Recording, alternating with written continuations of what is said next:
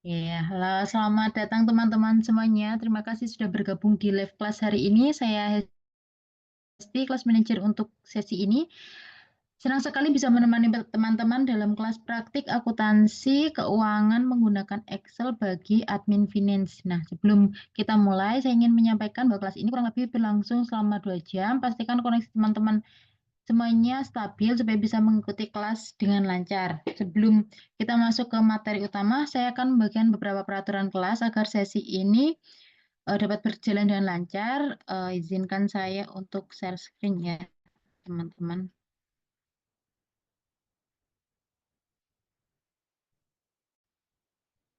Nah, apakah sudah terlihat, teman-teman?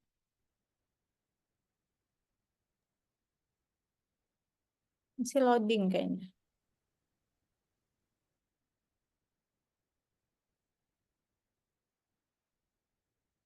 Sudah ya? Oke. Nah, ini ada info penting banget. Ya, ada info penting banget nih, teman-teman, karena workshop praktikal bersertifikat ini bukan hanya teori, tapi ada praktikal supaya pengalaman belajar lebih maksimal. Jadi, pastikan teman-teman koneksi internetnya stabil sebelum kelas dimulai.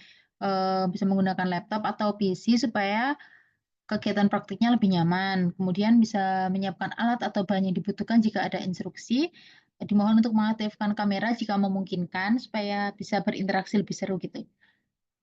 Mohon untuk berpartisipasi aktif, tanya, diskusi, dan praktik bareng bersama fasilitator. Nah, teman-teman bisa memanfaatkan kesempatan ini dengan sebaik-baiknya ya. Nah, kemudian ada class rules, ada etika dan partisipasi kelas. Jadi bisa menghargai pendapat dan kontribusi teman sekelas, menggunakan bahasa yang santai tapi tetap sopan, wajib aktif berpartisipasi dalam diskusi dan praktik, menggunakan chat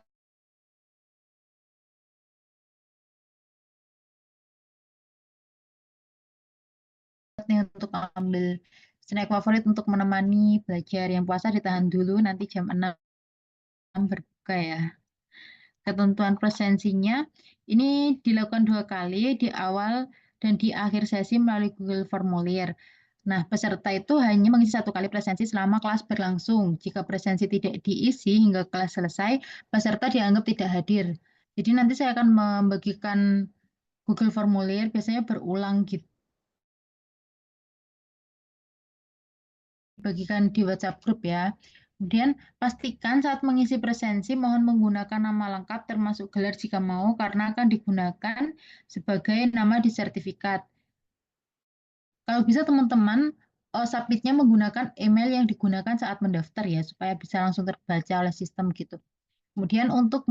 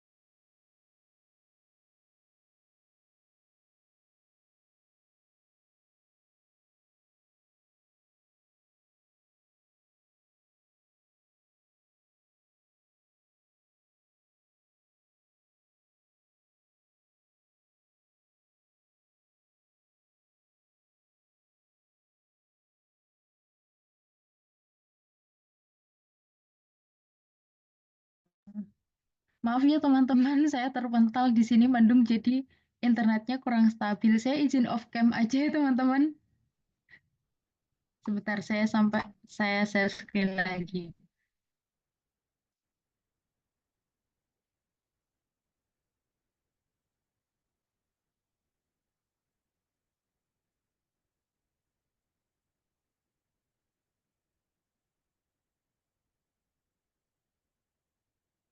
Apakah sudah terlihat ya teman-teman untuk share screen-nya?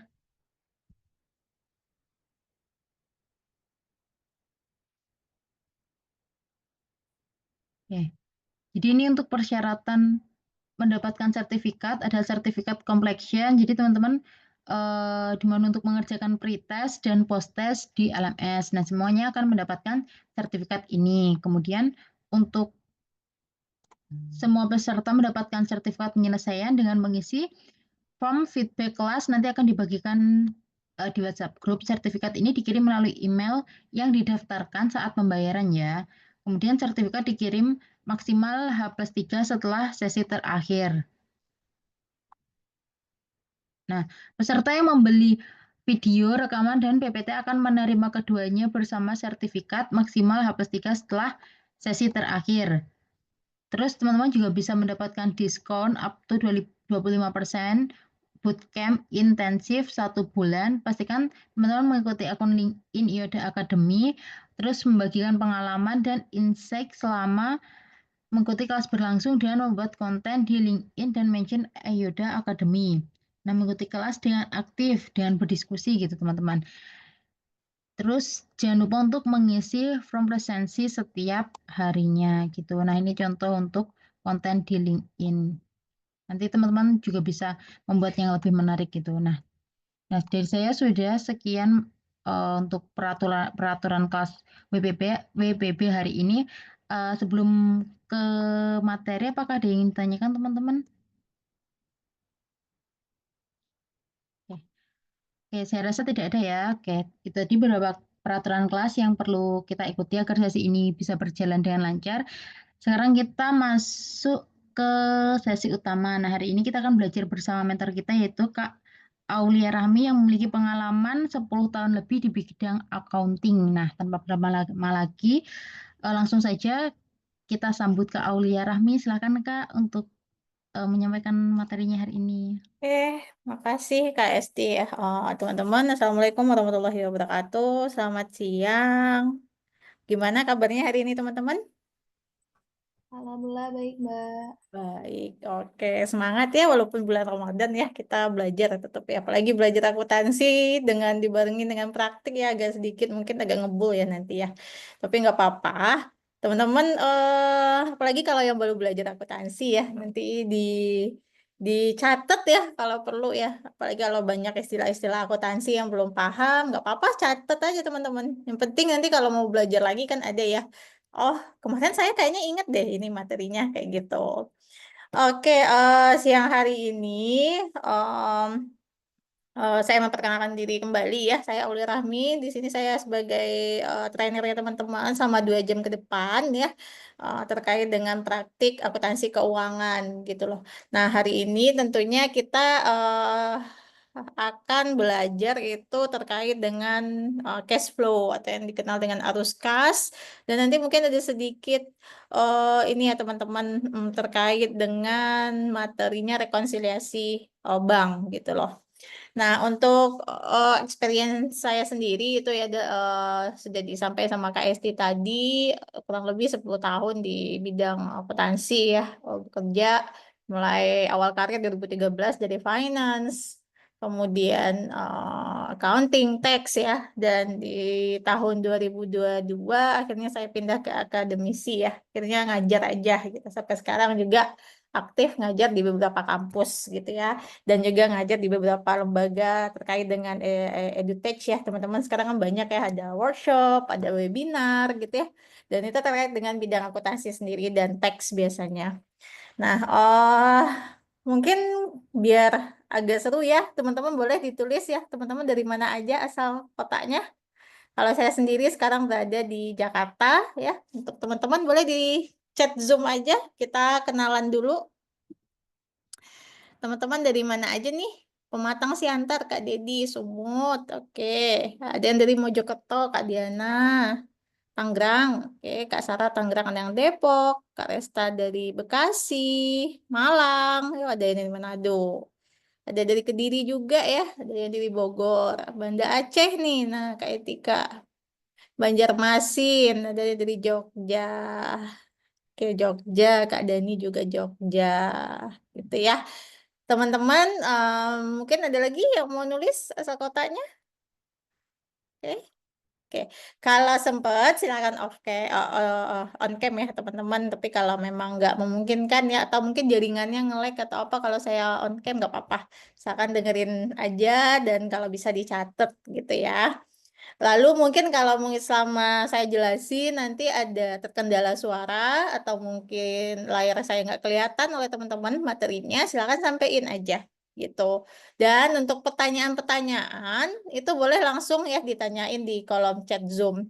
Nanti saya rangkum, kalau bisa saya bisa langsung jawab, saya jawab. Tapi kalau enggak nanti mungkin di akhir sesi kita rangkum ya pertanyaan dari teman-teman. Jangan sungkan ya untuk bertanya. Mumpung di kelas ini 2 jam kita maksimalin aja teman-teman. Walaupun ya untuk belajar arus kas jujur li ya gitu, itu nggak cukup ya waktu untuk 2 jam ini, apalagi juga masuk nanti ke praktiknya. Tapi nggak apa-apa ya.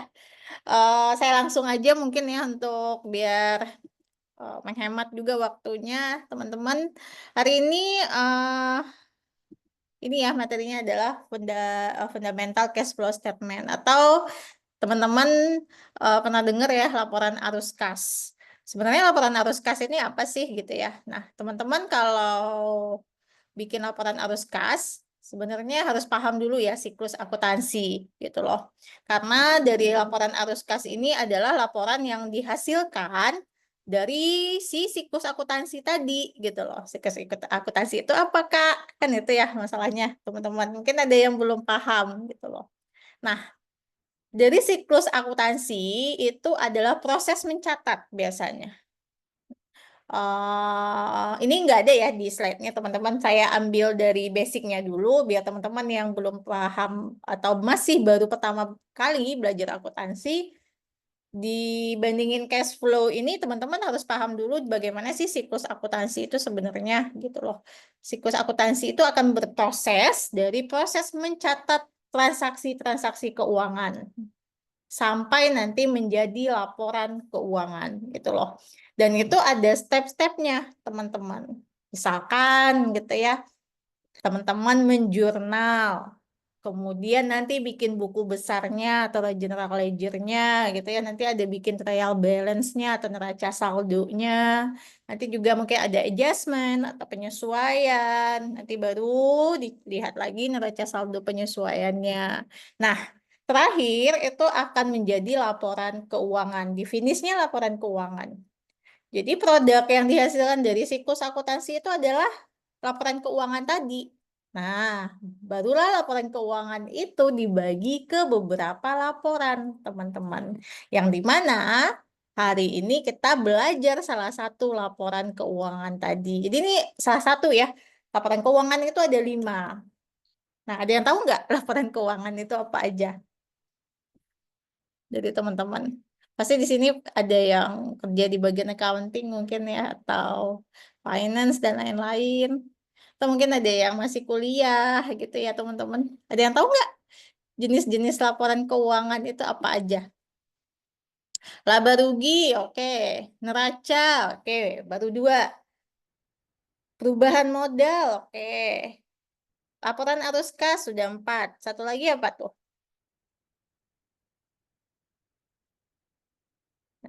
Catatan atas laporan keuangan, CALK ya. Nah, biasanya kalau perusahaannya udah gede ya teman-teman, atau yang mungkin kalau teman-teman pernah dengar sahamnya sudah diperjualbelikan ya di masyarakat, itu biasanya harus membuat semua laporan keuangan. Nah, bagaimana dengan bisnis-bisnis kecil atau mungkin UMKM ke bawah menengah gitu ya, atau mungkin perusahaannya pribadi gitu loh. Nah, kadang nggak sampai ya teman-teman ke semua laporan keuangan itu dibuat gitu loh. Ada kalanya yang dibutuhin hanya laporan neraca sama laba rugi gitu loh. Ya udah, berarti 2 itu aja yang mereka bikin gitu. Cuman di laporan neraca dan laba rugi kita sebenarnya hanya bisa melihat posisi laba dan asetnya perusahaan. Nah, sedangkan teman-teman juga kalau seandainya sebagai nanti di sisi investor atau yang menjadi kreditur. Artinya gini, saya kasih contoh. Teman-teman punya dana 100 juta. Misalkan teman-teman mau menginvestasikan ke suatu usaha gitu loh. Nah, untuk teman-teman menginvestasikan 100 juta ini ya, teman-teman akan perlu sangat-sangat diperlukan melihat gimana sih nantinya cash flow-nya di perusahaan yang mau kita investasikan ini. Nah, tiba-tiba dia hanya menyajikan laba rugi misalkan. Oh, ini laba kita sekian nih gitu loh. Posisi keuangan kita sekian nih di neraca. Tapi teman-teman nggak tahu gimana sih arus kasnya ya. Arus kas yang paling banyak itu berasal dari aktivitas apa ya gitu ya. Nah, itu yang membuat di sisi kita sebagai investor nggak ini juga gitu loh, nggak ibaratnya salah ya kita ngelihat laporan laba rugi dan neraca aja belum cukup gitu loh. Nah, gimana kita harus melihat, oh ini perusahaannya bagus nih, dia bisa ya membayar mungkin hutangnya, dia masih bisa ya kayak aktivitas operasionalnya bagus. Nah, itu di cash flow yang ini teman-teman, yang teman-teman pelajari hari ini. Nah, jadi si arus kas ini salah satu jenis laporan keuangan. Itu ya poin pertamanya. Digunakan buat apa? Ya itu tadi, kita bisa ngelacak bagaimana pemasukannya, bagaimana pengeluaran kasnya, ya. Teman-teman, uang yang segini tadi ini berasalnya dari mana ya, gitu loh. Itu bisa terlihat di laporan arus kas. Dan serta membantu teman-teman mengetahui sumber pemasukannya, gitu loh. Dari mana aja aktivitas-aktivitas yang dipakai di arus kas tadi. Nah, kemudian juga menunjukkan bagaimana perusahaan membelanjakan kasnya. Intinya gini, uang yang 100 juta di neraca itu gimana ya di arus kasnya? Nah, itu kan harus di dalam akuntansi itu harus relate, teman-teman. Nggak bisa di neracanya 100 juta, itu nggak ada ya di arus kasnya. Itu nggak bisa, karena laporannya saling terhubung. Nah, labanya juga begitu. Dari laba yang dihasilkan di laba rugi itu asalnya dari mana? Kayak gitu. Nah, itu juga harus terlihat ya di arus kasnya. Jadi ditulis laba, misalkan di laba rugi laba bersihnya 100 juta nih, 150 juta nih bulan ini misalkan. Nah, 150 juta tuh mungkin saja itu dia habis jual aset, teman-teman. Ya, atau mungkin dia jual ini, aktivitas, investasi saham mungkin ya. Nah, bukan berasal dari operasionalnya. Jadi itu yang harus kita lihat di sisi arus kas, kayak gitu. Nah, kenapa mungkin, sebagian dari bisnis itu dia menyampingkan ya, laporan arus kas tadi gitu ya. Sebenarnya, bukan menyampingkan ya teman-teman, cuma masih banyak yang bingung gitu ya, apalagi, untuk mendetek di arus kas itu sendiri membutuhkan ya kayak waktu, kemampuannya juga gitu ya. Dan itu juga harus di setiap hari dilakukan pengecekan-pengecekan uang masuk, uang keluar gitu ya. Makanya di arus kas ini saling terkait dengan biasanya dengan rekonsiliasi bank, kayak gitu. Jadi tahu uang masuk, uang keluar. Nah, di sebelum-sebelumnya ada yang nanya gitu, apakah pencatatan, kas masuk, kas keluar itu sama dengan jurnal gitu ya, menjurnal? Sebenarnya, proses memindahkan suatu data ke template itu sama aja teman-teman, cuman bedanya di jurnal itu sudah dibikin akun-akunnya. Nah, kalau di pencatatan arus kas, nanti kita lihat Excel-nya ya di sesi agak terakhir gitu, 30 menit terakhir kita sedikit praktik ya teman-teman. Itu berarti nantinya dari template-nya itu ada kas masuk, kas keluar, kayak teman-teman catat uang masuk, uang keluar biasa aja gitu loh, tanpa harus memasukkan ke akun mana, kayak gitu. Nah, jadi itu berbeda ya dengan si jurnal umum. Kalau jurnal, teman-teman harus mencatat dengan rinci tanggalnya, bulannya, kemudian keterangannya uangnya apa, atau pembelian apa, gitu ya. Kemudian juga ada nomor akun. Nah, di akuntansi juga ada nomor akun ya. Teman-teman mungkin tahu ya, kalau udah paham akuntansi, dasarnya di akuntansi itu ada penomoran akun. Biasanya itu ada 5 yang dipakai gitu ya.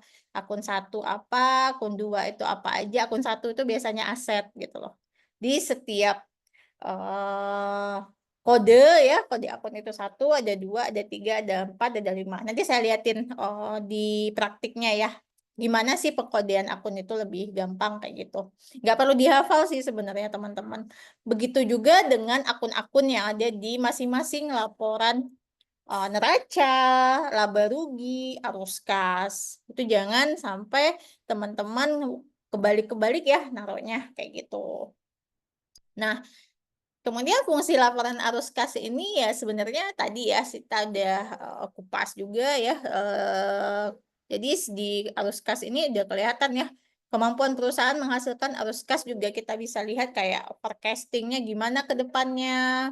Kalau arus kasnya sekarang kayak gini, oh berarti di masa depan dia bisa bayar utang nih kayak gitu. Dia punya utang dan dia mampu karena cashnya ada gitu. Kemudian kayak dividen.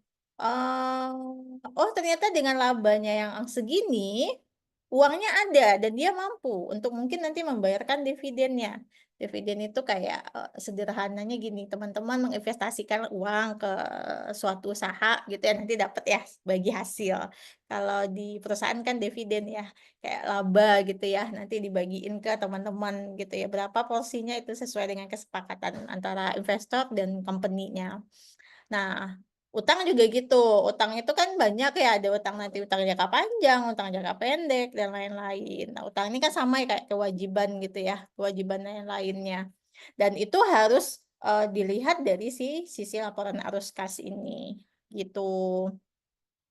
Kemudian kita juga bisa pantau aktivitas investasi, pembiayaan apa aja yang dilakukan perusahaan-perusahaan, kayak gitu. Di arus kas, apa yang ada di laporan neraca dan laba rugi, di arus kas inilah yang akan diuji gitu loh teman-teman.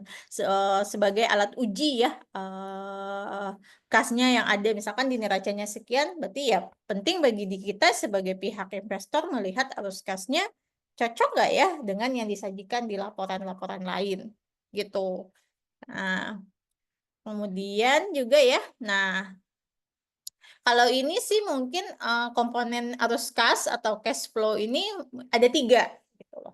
Nah, salah satunya yang pertama itu adalah aktivitas operasional, teman-teman, atau operating activities. Nah, apa yang dimaksud dengan operating activities? Teman-teman bisa lihat ya, pokoknya semua aktivitas, perusahaan gitu ya, yang memasukkan nilai kas atau bank itu yang akan mempengaruhi laba bersih si perusahaan tersebut, itu akan masuk ke sisi, aktivitas operasional gitu. Nah, contoh kayak yang utama itu adalah teman-teman misalkan perusahaannya jual beli barang ya, dia perusahaan dagang berarti dia jual beli barang tuh ke pelanggan. Nah, itu kan jasa utama tuh, jasa operasionalnya. Kemudian pembelian persediaan, perlengkapan gitu ya. Bayar utang gitu kalau kita punya usaha, barang yang kita peroleh untuk persediaan, kita ngutang dulu ke supplier, itu juga akan terlihat di aktivitas operasional ini. Akan kita catat gitu loh. Dan itu juga adalah beban operasional, kayak gitu. Nah, itu untuk aktivitas operasi ya. Nah, kemudian komponen yang keduanya adalah aktivitas investasi atau investing activities, teman-teman. Nah, dihasilkan dari pembelian atau penjualan aset tetap gitu loh. Nah, kenapa tadi kita harus menguji porsi laba itu dari mana sih aktivitasnya yang paling banyak gitu lah. Bisa jadi aktivitas investasi ini merupakan komponen yang paling gede untuk menghasilkan laba. Nah, itu kan juga jadi tanda tanya, teman-teman. Analisisnya gimana? Kalau si perusahaan itu banyak yang jual aset tetap, dia mau gimana tuh? Ada yang tahu nggak? Ternyata labanya yang tiba-tiba labanya naik nih satu periode. Perusahaan itu kalau di bulan lalu labanya hanya mungkin 10 juta gitu ya. Tiba-tiba bulan depannya naik ya signifikan jadi 30 juta gitu loh. Nah, teman-teman lihat laporan arus kasnya, ternyata porsi yang paling banyak itu ternyata dari aktivitas investasi. Nah, di situ banyak ya kayak beli aset tetap, penjualan aset tetap gitu loh. Hasil investasi jangka panjang. Nah, perusahaannya gimana? Kan jadi juga harus teman-teman lihat ya, kenapa ini dia jual aset. Nah, bisa jadi dia kayak, bangkrut gitu ya. Nah, itu bisa jadi orang bangkrut tutup gulung tikar kan jual aset semua ya, dijual murah. Biar aja deh, biar ini dulu aset kita udah nggak ada. Nah, itu juga sebagai tanda tanya gitu loh. Jadi jangan sampai teman-teman melihat hanya dinilai dari labanya tinggi gitu, itu nggak bisa ya teman-teman. Kalau dalam akuntansi kita nggak bisa menilai perusahaan itu sehat apa enggaknya dinilai dari oh labanya tinggi nih berarti perusahaannya bagus. Kita nggak bisa ngelihat kayak gitu. Harus dilihat lagi laba tadi dari mana ya asalnya kayak gitu. Kemudian juga ada namanya yang terakhir yang ketiga itu ada aktivitas pendanaan. Nah, financing activities ini biasanya terkait dengan kayak modal gitu ya. Ada utang bank atau obligasi, dia terbitin saham ya. Pokoknya apa aja yang terkait dengan pendanaan gitu ya. Memasukkan nilai kas banknya pada transaksi akan mempengaruhi laba bersih juga, tapi kriterianya itu dari setoran modal, atau utang bank, obligasi, penerbitan. Nah, ini masuk ke aktivitas pendanaan. Nah, berarti ada 3 komponen, teman-teman. Ya, teman-teman boleh baca referensi sebanyak mungkin ya cara apa aja sih yang paling banyak masuk ke mana aja. Nah, itu bisa ya dirinci masing-masing aktivitas ya. Itu sangat banyak kok referensinya ya. Nah, ini semua ini juga aliran arus kas ya. Jadi ada uang masuk dan nanti juga ada uang keluar, teman-teman. Jadi cash inflow ini berarti kan namanya juga in gitu ya. Kalau kita bahas terkait dengan uang masuk ya artinya kan arus kas yang terjadi dari transaksi akan mendatangkan keuntungan bagi perusahaan atau dia nerima uang ya ibaratnya. Nah, arus kas masuk atau cash flow-nya ini sendiri itu banyak ya asalnya tergantung perusahaannya juga, teman-teman. Kalau dia jual beli barang kayak perusahaan dagang itu akan masuk ya dari hasil penjualan produknya. Kemudian nanti kalau dia mungkin perusahaan pembiayaan dia ada meminjamkan uang berarti nanti ada sisi penagihan piutang dari penjualan tadi mungkin gitu ya. Ada juga penjualan aktiva tetap yang ada itu kan kita catat ke cash in-nya dulu. Berarti sebelum bikin cash flow nanti bikin dulu template kas masuk, kas keluarnya. Lalu ada penerimaan investasi dari pemilik atau saham pihak secara terbatas atau PT gitu ya. Ada juga investasi dari pemilik saham gitu ya. Pokoknya ada uang masuk ya teman-teman. Uang perpindahan uang dari eksternal ke internal si company-nya gitu loh. Dan itu bisa jadi buat aktivitas operasionalnya nanti gitu ya untuk menghasilkan laba dan dipakai untuk segala, segala macam. Atau mungkin tadi dia habis jual aset tetap itu akan kita catat sebagai cash inflow dulu gitu. Nah, kemudian bagaimana dengan cash outflow gitu ya? Cash out ini berarti kan uang keluar ya, teman-teman.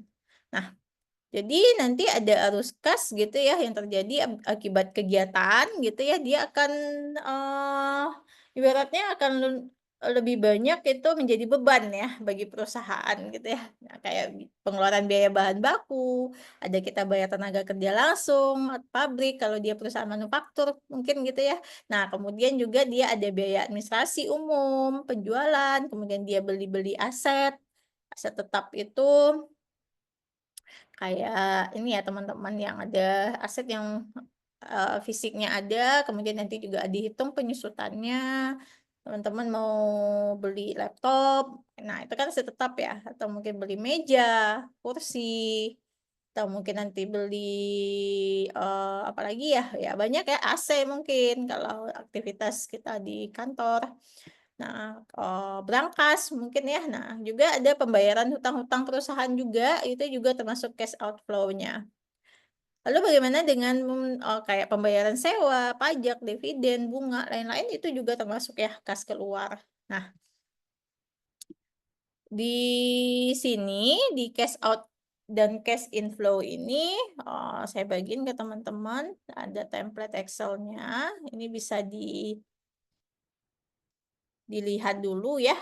Nah, mungkin walaupun nggak keburu untuk praktekin secara mendetail ya teman-teman, tapi nggak apa-apa, kita lihat dulu ya tampilannya seperti ini. Nah, ini udah kelihatan ya di layarnya teman-teman. Ini bisa di-download. Saya bagiin dulu ya ke teman-teman linknya. Ini teman-teman bisa download.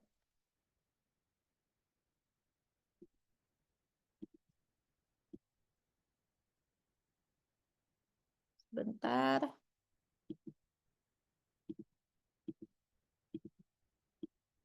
Izin sharing ya, sharing linknya dulu. Nah, teman-teman boleh klik dulu ya, nanti tampilannya akan seperti ini. Kalau sudah diklik Excel-nya, nah itu boleh di-download ya. Tanda download-nya kan ada ya teman-teman. Teman-teman bisa download dulu nih, gambar download-nya. Kalau sudah di-download itu akan bisa dibuka pakai Excel gitu loh. Nah, kalau enggak ya udah kayak gini aja nggak apa-apa juga gitu loh. Pakai Google Sheet itu juga bisa kok teman-teman ya. Nah, ini salah satu contoh sederhana gitu ya untuk pencatatan kalau teman-teman mau catat cash in dan cash out gitu loh. Di sini ada nomor, template-nya ya, ada tanggal. Nah, ini biasanya tanggal sesuai dengan periode akuntansi yang kita lakukan gitu loh. Misalkan ini periodenya kan Desember nih teman-teman, berarti di tanggal ini adalah tanggal selama bulan Desember. Jangan sampai ada pencatatan bulan-bulan lain nyempil ke sini gitu loh. Di akuntansi itu nggak bisa ya, jadi tanggalnya itu harus karena pembukuan itu periodenya kan biasa 1 bulan tutup buku, 1 bulan tutup buku gitu ya. Nanti di akhir tahun juga akan diakumulasikan ya. Nah, ada yang year to date, ada yang month to date-nya gitu. Nah, kalau untuk yang sebulan, ini ya contohnya, misalkan teman-teman ya, ini ada saldo awal nih. Nah, saya ini dulu ya, kali ya, biar di-download dulu nih. Contoh downloadnya teman-teman pasti tahu ya, download, buka, di-download dulu, nanti jadi Excel seperti ini. Sebentar, saya share screen-in yang Excel-nya ya.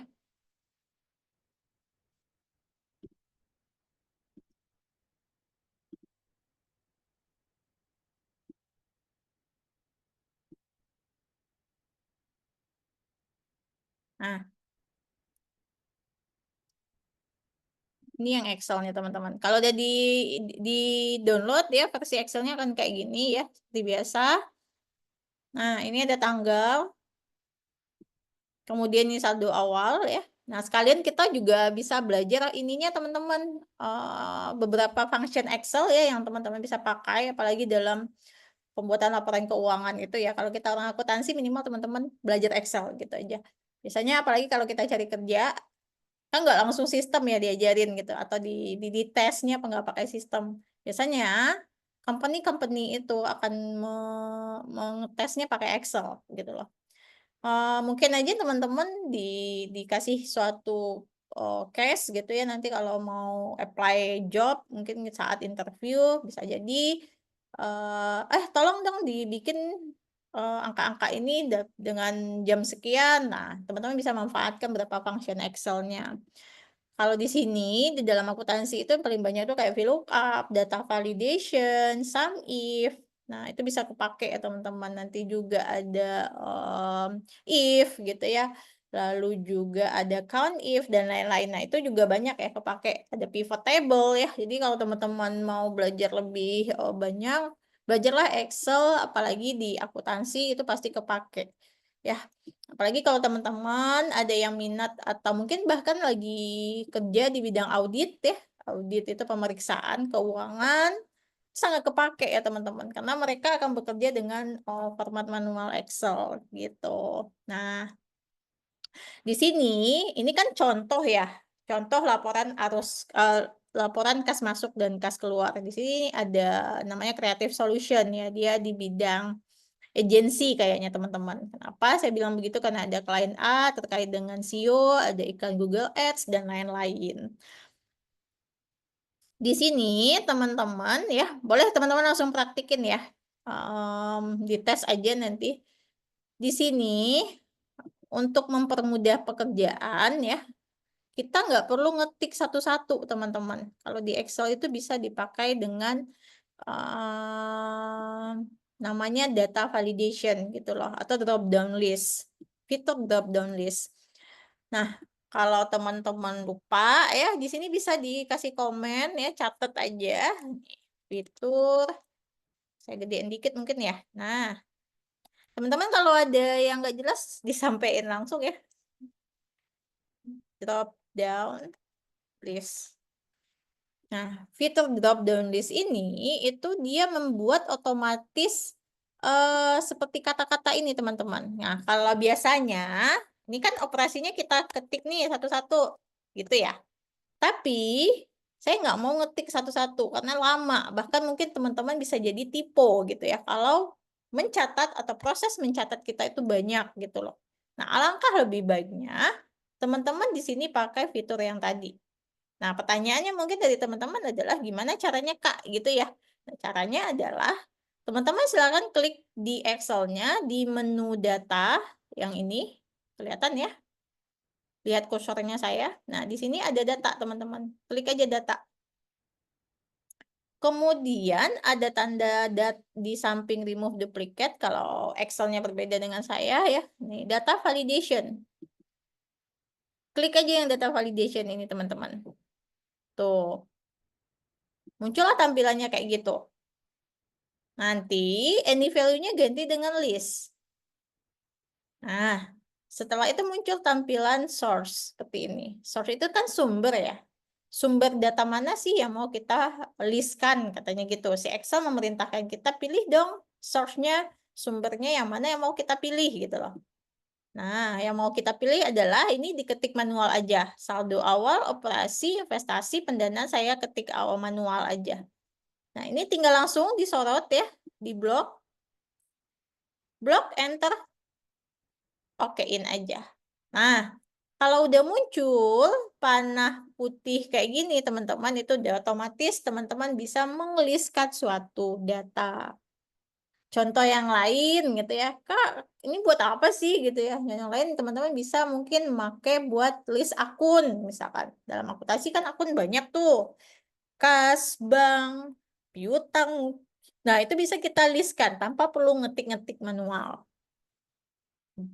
Gitu. Nah, teman-teman ada pertanyaan sampai di situ? Terkait data validation-nya? Aman ya?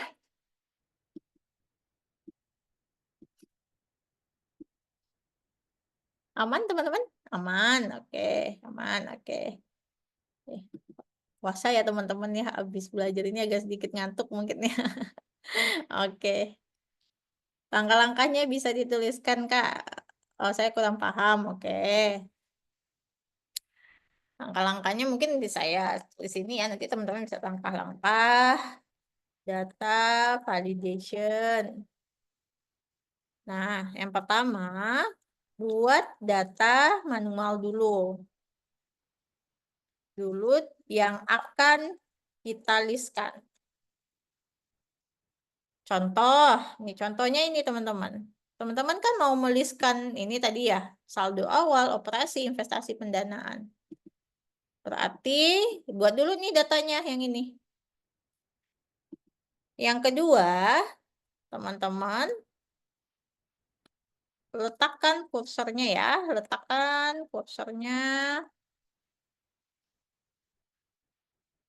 di sel yang mau dilistkan.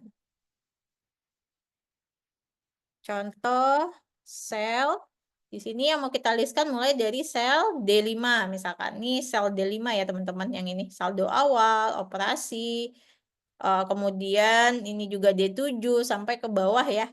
Di kolom D, nah nanti barisnya menyesuaikan mulai dari mana gitu. Pokoknya teman-teman cek dulu, letakin dulu kursornya di sel mana. Contoh nih, tadi di sel D6 gitu ya. Nah, yang ketiga, klik menu data ya di home-nya Excel atas itu. Klik aja, ambil data validation. Nih, saya nyontohin langsung ya. Nih, data validation itu yang mana teman-teman? Yang ini. Klik menu data, ambil data validation. Tuh. Klik data validation-nya muncul kayak gini. Nah, kalau muncul kayak gini, teman-teman any value-nya ganti dengan list.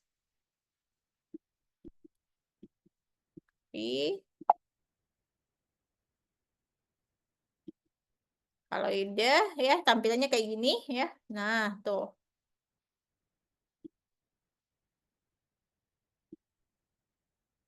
Any value ganti dengan list. Saya kecilin dikit.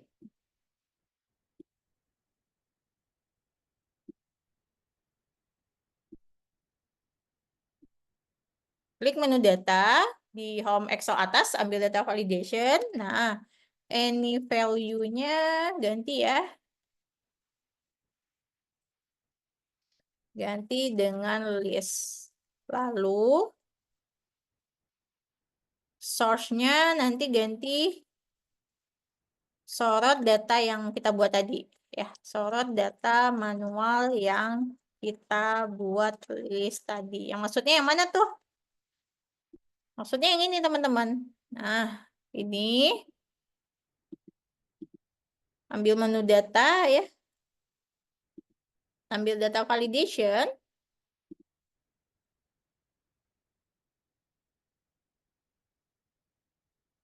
Nah, lalu ambil any value, ambil list ya. Kan muncul tuh tampilan source-nya. Source-nya itu pilih data yang kita buat manual tadi. Nih, data manualnya. Okein aja teman-teman. Okein aja. Tuh. Kalau udah muncul panahnya kayak gini, nah berarti udah oke, aman ya. Berarti udah bisa di-list-kan. Teman-teman nggak perlu ngetik satu-satu lagi. Investasi kah dia, operasi kah, pendanaan. Karena ini adalah kategori. Kategori, kenapa saya bikin kategori? Dia mau masuk kemana? Kan aktivitas cash flow itu ada 3 ya tadi teman-teman. Ada aktivitas operasi, ada pendanaan, ada investasi ya. Makanya saya bikin di sini sekalian gitu ya, biar gampang untuk bikin arus kasnya. Pakai rumus aja gitu loh, nggak perlu kita hitung satu-satu. Nah, berapa kas keluarnya ya, berapa kas masuknya nggak perlu. Karena kita sudah menghitung pakai rumus Excel-nya. Jadi ini memudahkan teman-teman nantinya untuk membuat kategori-kategori ini biar nggak salah-salah gitu loh. Nah, ini ya saya bikin step by step-nya di sini. Any value yang keempatnya, any value ganti dengan list dan lalu sumber source-nya. Ini saya bikin step-nya teman-teman. Bisa di screenshot aja. Any value ganti dengan list dan lalu source-nya pilih data manual yang kita buat tadi di awal. Yang ini.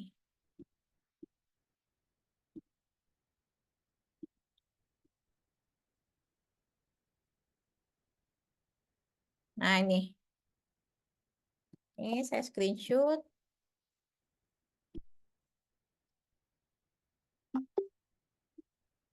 Nah, taruh sini ya. Taruh di bawah biar teman-teman kelihatan.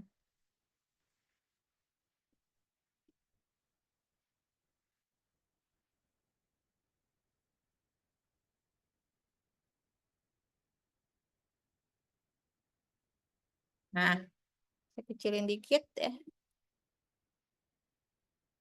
Nah, tinggal di-okein aja teman-teman. Nah, okein aja. Lalu data validation-nya sudah aktif. Sudah aktif jika sudah ada panah ya teman-teman.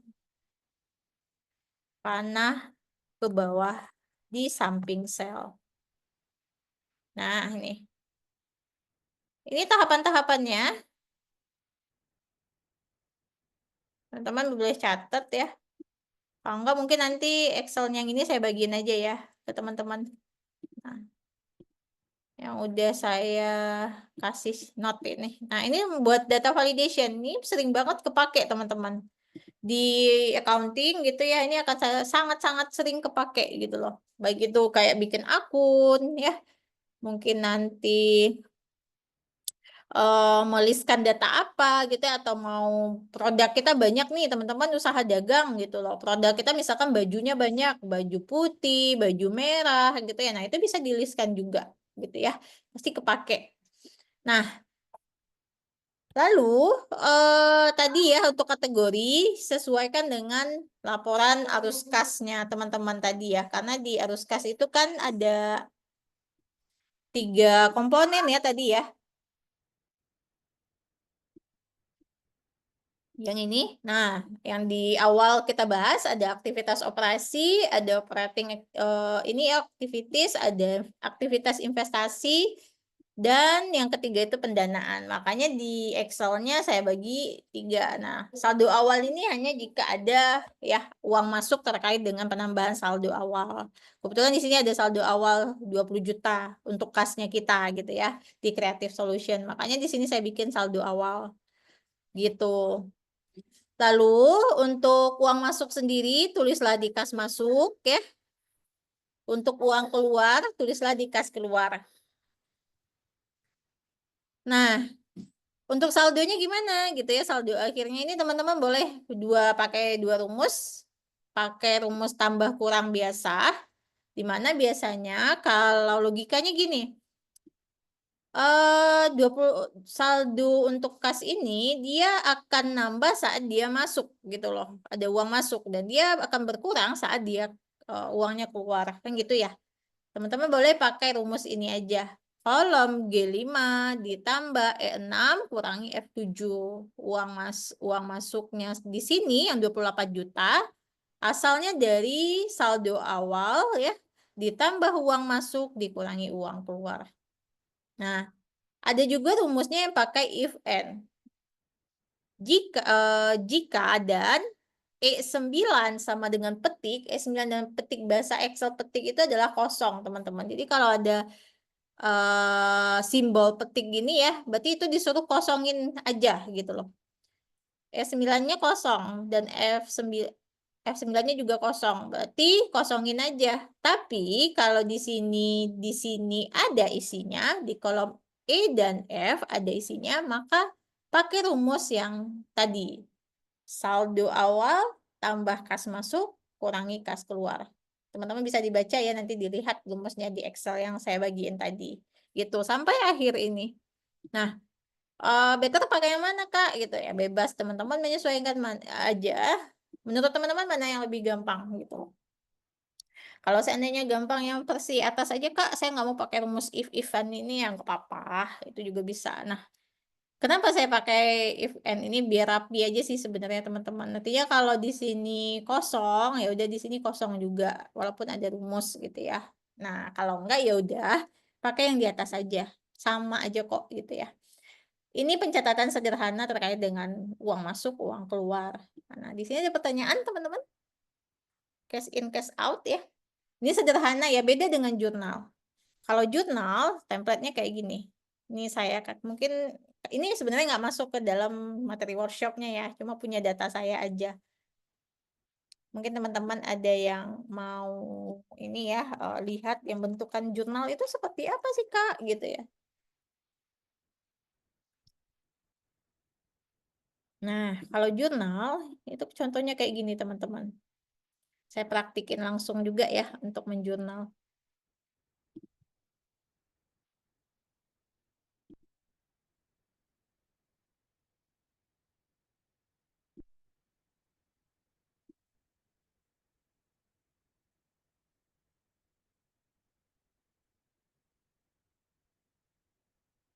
Nah, jurnal umum gitu ya.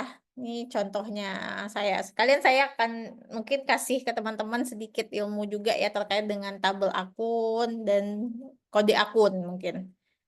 Jadi, kalau teman-teman orang akuntansi, nah ini basicnya teman-teman. Teman-teman harus tahu letak-letak akun ini dia berada di kelompok akun harta kah dia, utang kah dia, atau modal gitu loh. Karena ini dasarnya teman-teman untuk menjurnal, bikin laporan keuangan gitu ya, harus tahu dulu, paham dulu. Nggak hafal nggak apa-apa teman-teman, tapi harus tahu ya, kalau masalah hafal akun, itu akun tuh banyak. Teman-teman bisa lihat catatan-catatan, tapi harus paham letak akun-akun ini ada di mana aja. Karena ya, ini di mana aja teman-teman kerja nanti, bikin laporannya seperti apa gitu ya. Harus paham dulu akunnya, kelompok akun, kode akun, dan saldo normal suatu akun itu berada di mana.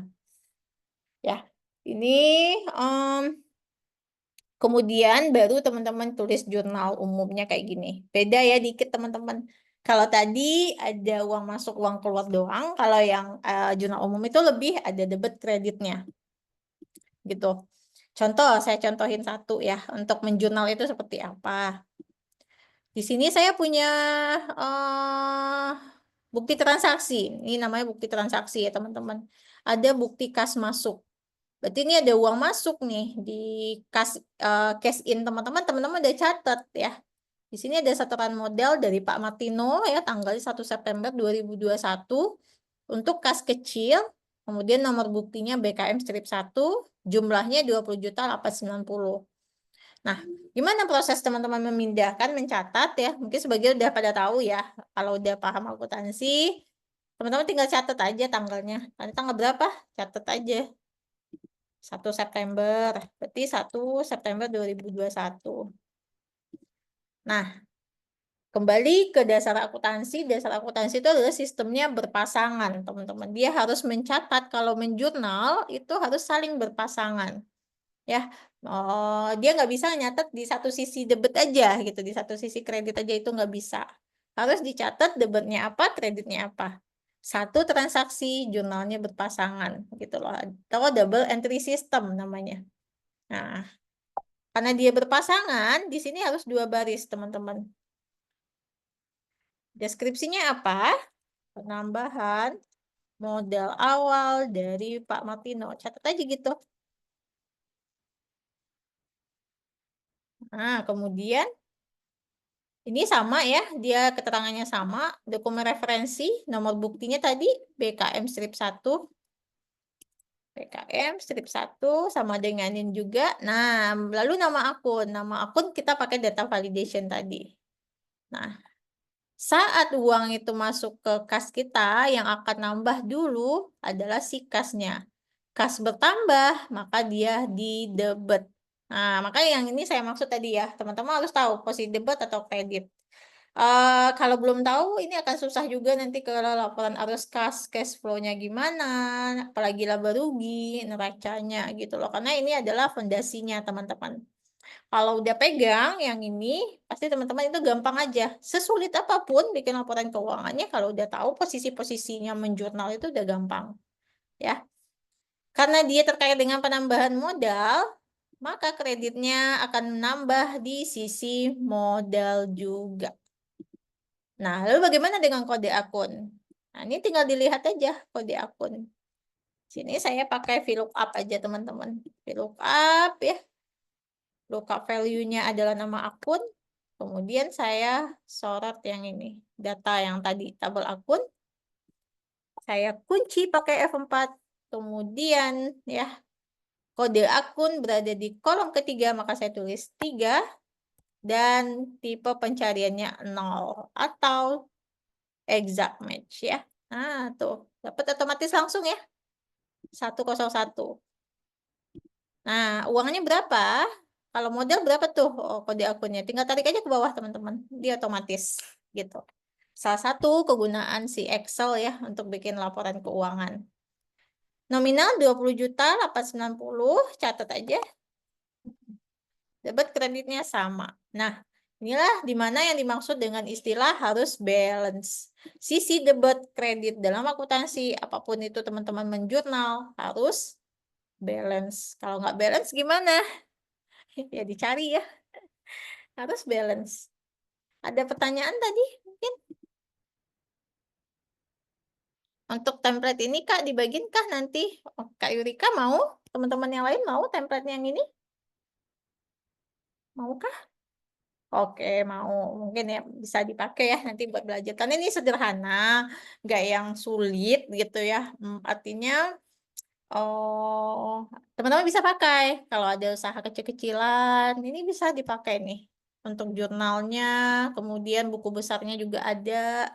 Kemudian nanti teman-teman kalau mau nyata transaksi gimana Kak? Gitu ya. Tambah-tambahin aja gitu. Ada yang mau nanya lagi slide ke atas bentar Kak. Yang mana tuh? Kolom ini nih. Jurnal umum ya. Ada yang nanya penulisan debit kredit itu harus awalan debit debit dulu ya? Iya, sisi dulu di debitnya dulu baru kreditnya. Karena juga neraca itu posisinya seperti ini di sisi kiri. Neraca itu kan kayak gini ya teman-teman. Kalau neraca sederhana itu kan atau T-table ya bentuknya. Ini kan debit nih.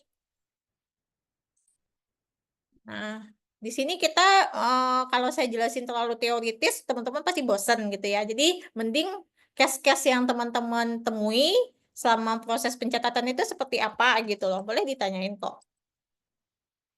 Cuman memang kalau untuk yang arus kas sendiri teman-teman harus paham basic akuntansi. Karena jujur gitu ya, belum bisa pasti ke arus kas kalau teman-teman sendiri itu belum paham menjurnal kayak gitu. Karena sulit banget gitu teman-teman. eh Maka saya sedikit sekilas ya, saya kasih fondasinya, artinya saya kasih yang menjurnalnya dulu gitu. Kalau bisa sampai neraca baru Kak. Nggak masuk kurikulumnya Kak Tina. Nah, apakah semua transaksi pasti pasangan semua pencatatan Kak Laila? Iya benar. Kalau mau sampai ke laporan keuangan Kak Laila, misalkan nih, saya hanya butuh laporan uang masuk, uang keluar. Itu ya nggak perlu, teman-teman nggak perlu bikin berpasangan. Only yang kayak gini gitu loh, yang cash in dan cash out. Contoh kayak kita nyatet, teman-teman punya ini nggak ya, pernah jadi bendahara kas kelas mungkin ya? Nyatet uang masuk, uang keluar, dana-dana yang dihimpun dari siswa-siswa, kemudian dibuatkan lagi, ada yang jenguk teman, ada yang sakit. Nah, itu boleh template-nya seperti ini. Tapi dia nggak akan sampai ke laporan keuangan, teman-teman. Just hanya untuk mencatat uang masuk, uang keluar. Apapun itu kayak teman-teman di usaha pun kayak gitu. Nggak akan ketemu laporan keuangan teman-teman kalau hanya nyatet yang ini aja. Nah, harus berdasarkan kalau teman-teman mau untuk mencatat laporan sampai ke dalam laporan keuangan, laba rugi, neraca, arus kas, teman-teman harus bikin jurnal umum. Itu harus gitu loh ya. Proses akuntansi itu seperti ini teman-teman. Ini yang lengkapnya. Ini saya punya juga sampai laporan keuangan. Sebentar ya.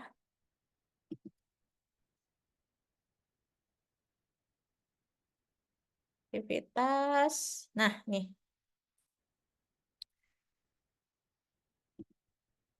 Yang tadi jurnal umum ya, tadi sekilas aja ya saya kasih. Syarat sertifikatnya nanti ada kerjaan teksnya recording. Oke. Mungkin Kak Esti nanti yang bantu jawab ya, Kak Tika ya. Oh, nah kalau ini kenapa sih akuntansi itu harus berpasangan Kak gitu ya. Nah ini case-nya ya, saya kasih case juga teman-teman satu contoh. Karena nggak bisa ya akuntansi itu kan ilmunya terapan teman-teman. Nggak bisa kita hanya teori, tapi di case-nya sendiri nggak ada gitu loh. Nah ini, jadi misalkan nih teman-teman punya data gitu loh, data neracanya gitu ya. Eh, Teman-teman punya uang kas, piutang, sekian sampai sekian. Ternyata ada transaksi yang lumayan gitu loh. Nah teman-teman dia akan mencatat nanti transaksi itu seperti ini. Nah, kalau ini kan pakai kas masuk, kas keluar aja nih teman-teman. Dan tetap harus dibikin jurnal umumnya kayak gini. Dia berpasangan. Nah, itu template-nya menyesuaikan dengan ke kitanya. Mudah memahami seperti apa. Nah, ini juga ya.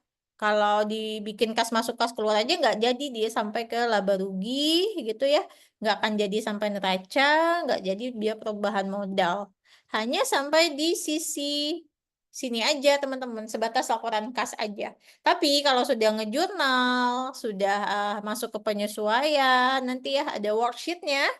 Nah, inilah kertas kerjanya si orang accounting. Misalkan ada uangnya dari mana-mana aja sih selisih-selisih. Nah, ini kelihatan kalau teman-teman udah bikin worksheet-nya.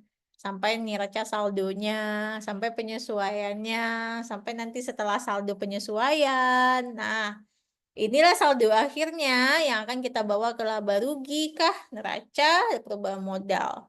Gitu. Untuk yang kas baru kita cocokkan nanti dengan laporan kas masuk, kas keluar. Khusus untuk yang arus kas. Nah, arus kas ini yang akan kita lihat berapa dia bayar hutang, berapa dia beli barang. Karena di laba rugi sendiri itu nggak kelihatan teman-teman. Yang kelihatan di laba rugi hanya pendapatan dan biaya-biaya aja. Secara garis besar. Makanya itu perlu si cash flow tadi gitu. Oke? Itu mungkin ya untuk yang sebentar. Itu mungkin terkait dengan basicnya ngejurnal, teman-teman. Lalu, mana ya tadi ya, sebentar.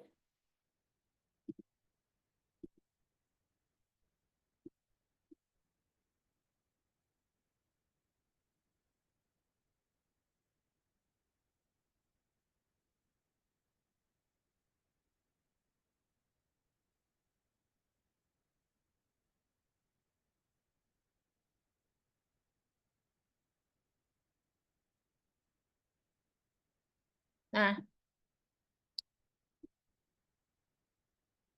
kemudian ini ya teman-teman, tadi cash flow ya. Nah, ini juga sangat teman-teman perlukan. Oke, saya loncat sedikit ya ke summary formula Excel, yang penting apa aja. Yang perlu teman-teman mungkin bisa direncanakan untuk belajar juga gitu ya bagi yang pemula. Teman-teman belajar terus karena Excel itu harus dilatih ya teman-teman. Walaupun awal-awal agak susah, tapi biasanya 3 bulan kalau teman-teman rutin pakai Excel itu biasanya lebih udah mahir gitu ya. Ini ada pertanyaan dari Kak Devina juga. Kak, kalau buat cash flow itu harus buat bukti kas masuknya dulu. Iya. Jadi enggak cash flow aja ya teman-teman. Semua yang ada di laporan keuangan wajib ada bukti transaksi. Kenapa? Awal sumber semua transaksi itu adalah bukti transaksi. Bukti transaksi itu kayak invoice, faktur, kemudian banyak ya, ada bukti kas masuk kayak tadi, ada yang kas keluar, ya. Kemudian ada cek juga mungkin nanti pakai banyak ya, pokoknya bukti bukti transaksi itu apa aja, banyak ya, mutasi bank. Nah, itu kan bukti transaksi. Nah, jadi angka yang kita catat ke laporan keuangan itu harus berdasarkan bukti tadi gitu loh. Jadi kalau dia nggak ada bukti, itu nggak bisa dicatat teman-teman. Jadi nggak di cash flow aja, semua kayak kita menjurnal itu harus ada buktinya. Itu ya, misalkan Kak Devina nyatet uang masuk kita nih 10 juta, ya harus ada buktinya. 10 juta itu dari mana? Gitu.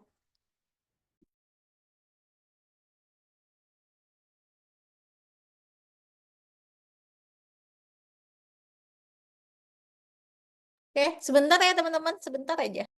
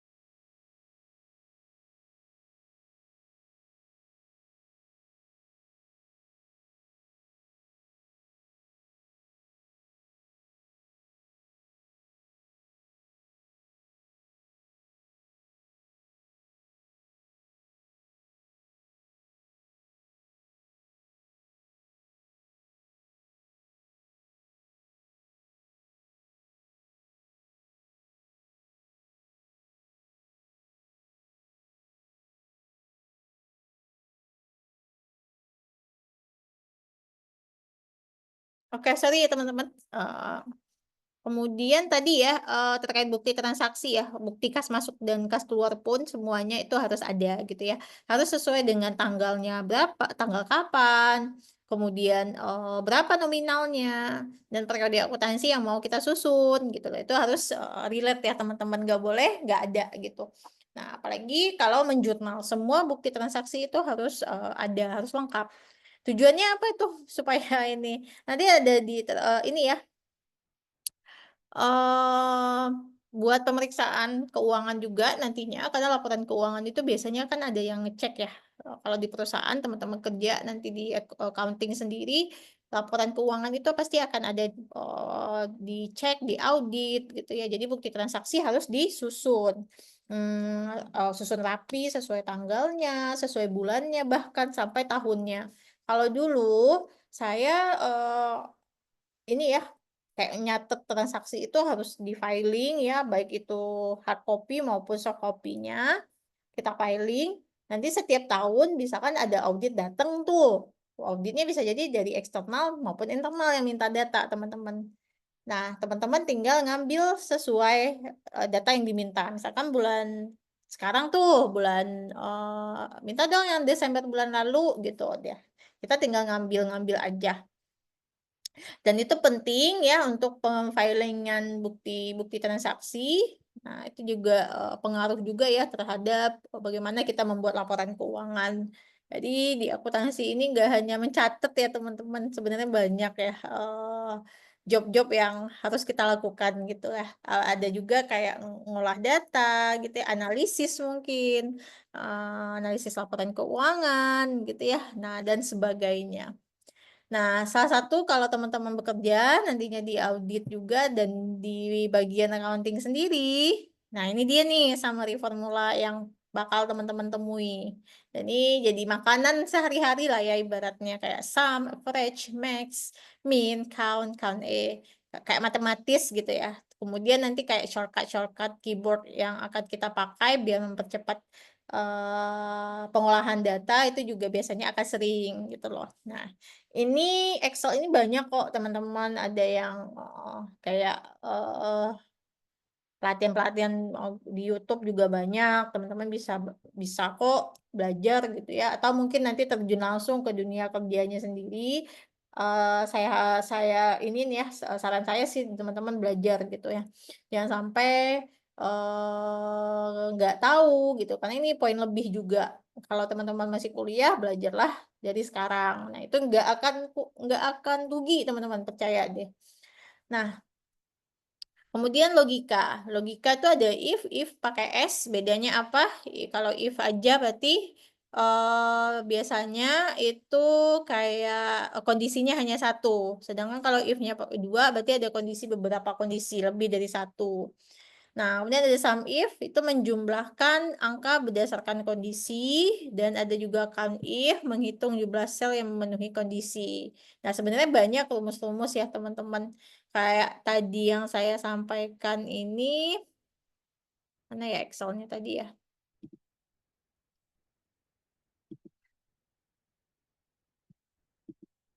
Yang template-nya.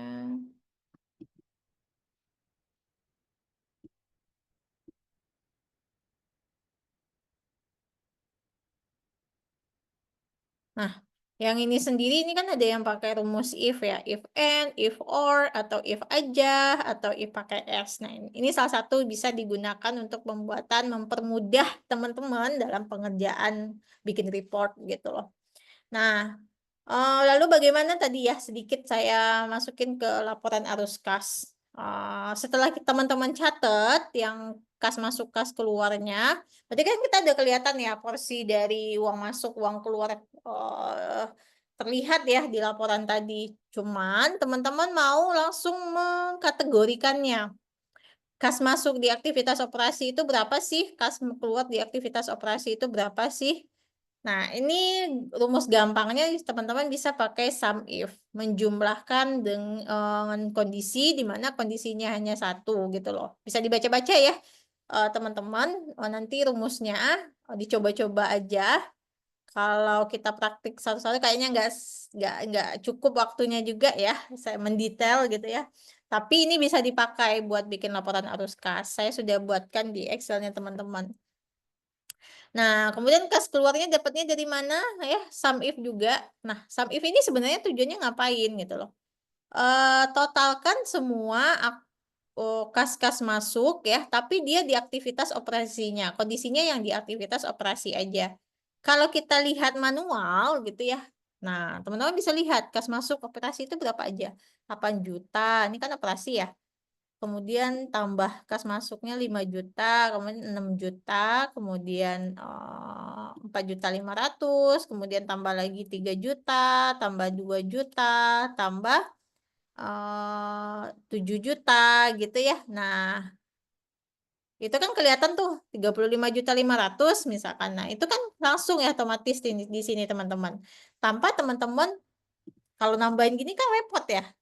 Ini ditambah cash, in-nya yang ini, ditambah lagi, kemudian yang ini, kan repot ya teman-teman, banyak kerjaannya kita gitu ya, nggak simpel. Nah, kalau ini pakai rumus sum if ya teman-teman udah langsung aja gitu loh. Tinggal berapa ya jumlah kas masuk yang ada di aktivitas operasi? Oh 35 juta. Kita pakai rumus sum if. Nah, begitu juga dengan kas keluar di aktivitas operasi dan lain-lain. Nah, teman-teman bisa pakai sum if. Jadi ini ke bawah udah saya bikin sum if aja. Dan jangan bingung aktivitas yang tadi sudah kita kelompokkan ya, operasi, investasi, apa aja tuh ya teman-teman bisa baca ya. Kayak aliran kas pendapatan biaya operasional itu masuk operasi, kemudian kas investasi itu apa aja beli aset tetap ya kayak laptop, mungkin meja, kursi, dan lain-lain. Kemudian ada juga pendanaan, ada pinjaman, penerbitan saham, bayar dividen, dan lain-lain juga. Dan ada saldo akhir menunjukkan jumlah kas yang tersedia di periode. Disitulah kita lihat kemampuan. Seandainya posisinya gini teman-teman. Di sini banyak loh kas masuk di bagian investasi gitu ya. Ternyata dia banyak jual aset. Dan di sininya tuh nggak gitu banyak nominalnya ya. Berarti kan angka kasnya itu masuknya banyaknya di aset-aset tadi. Itu juga kayak perusahaannya nggak bagus gitu ya. Dia tiba-tiba jual aset ngapain? Berarti dia mungkin pilot gitu dan lain-lain. Nah, itu sederhananya. Nah, kemudian juga kayak dia beli sahamnya banyak, ini ada apa nih dia beli saham? Nah, sedangkan di aktivitas operasinya aja belum terpenuhi gitu loh. Nah, yang bagusnya gimana kalau seandainya mungkin dia masuk operasinya ini nominalnya lumayan ini ya, eee, mencukupi lah ya istilahnya teman-teman untuk kegiatan operasionalnya. Berarti itu oh dia bisa bayar utang nih untuk ke depannya gitu ya. Nah, kita tahu-tahu utang itu dari mana? Ya di neracanya kelihatan teman-teman ya, di posisi keuangan gitu loh. Nah, makanya di laporan keuangan itu saling terkait. Nggak bisa baca satu laporan aja gitu ya. Kita nggak baca laporan arus kas aja itu nggak bisa juga, harus butuh neraca, laba rugi. Kemudian di laba rugi juga gitu. mmm, kita, nggak bisa kayak, lihat ya, "Oh, gede nih pendapatannya," atau labanya gede gitu ya, "Oh, berarti kita, bagus nih kinerja perusahaannya bagus." Belum tentu juga, gitu. Bebannya juga kayaknya bebannya banyak banget gitu ya, ternyata dia ngapain. Nah, itu kan bisa dilihat. Ya, kemudian di laporan, mungkin sekilas laporan perubahan modal itu kan kayak berapa sih uangnya nambah, ada nggak dividen yang dibagiin dan lain-lain. Nah, itu kelihatan di situ semua teman-teman, gitu. Oke, ada pertanyaan sampai di situ? Nah, ini ya nanti rumus-rumus Excel bisa dilatih terus teman-teman ya. Lalu ada lookup ya, nah, lookup nih penting ya kayak lookup tadi saya pakai di kode akun. VLOOKUP itu mencari suatu data di data kita yang banyak. Kalau teman-teman sebagai pengolah data, itu sangat penting dan diperlukan ya.